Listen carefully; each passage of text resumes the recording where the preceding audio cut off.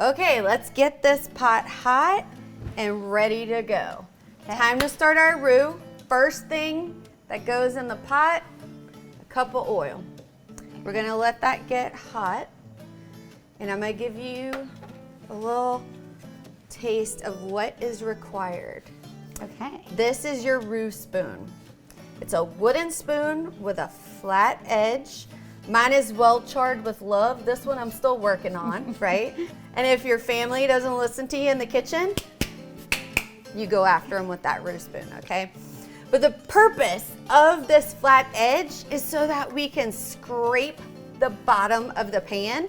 This is gonna keep anything from sticking, because the one thing you do not want is a burnt roux. It's over, Gross. like game over. You gotta start fresh. And a good roux can sometimes take 30 minutes. What I like to do is, if it's a Sunday afternoon and I need to lower my blood pressure because of the Saints game, that's when I stir my roux. When our oil is hot, we're gonna put our flour in. Okay. So constantly stirring, flat edge, breaking up the clumps, and really getting that roux going. So I noticed that you have some different colors here that you've pre-made to show us. Yes. Which recipes would you use for these different kinds of roux? Great question. The first thing you need to know, the number one rule of Cajun and Creole cooking: never argue with anybody's mama, momo, daddy, papa, or Uncle Bob who can cook a good roux. Yeah, Uncle Robert, right? Because the way they taught you is the way that you should do it. I'm showing you the way that my mama taught me.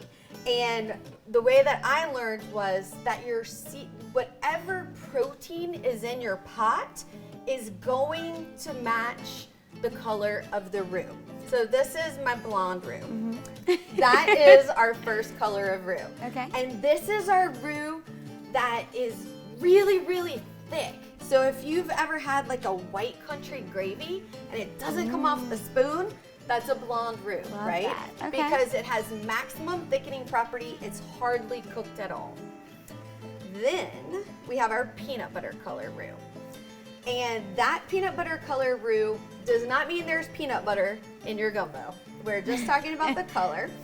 And I use that blonde roux for my white country gravy. Then I switch to my peanut butter color roux, and that's kind of what I start to use for my crawfish étouffée. Stir and stir and stir, and see how I'm multitasking? Yes. Our next colors of our roux are our milk chocolate roux. Mm-hmm. And that's where I go with my chicken and sausage gumbo. Mm-hmm. Then we start to get to our dark chocolate roux. And that's what I'm using for my wild game, like my duck or my venison. And the reason for that is my crawfish is a little bit softer and lighter, so it's gonna go with that. My wild duck is gamier and stronger. It needs a darker roux. Can you smell that? Mm-hmm. It smells really great. We call that the Southern Girl's mating call.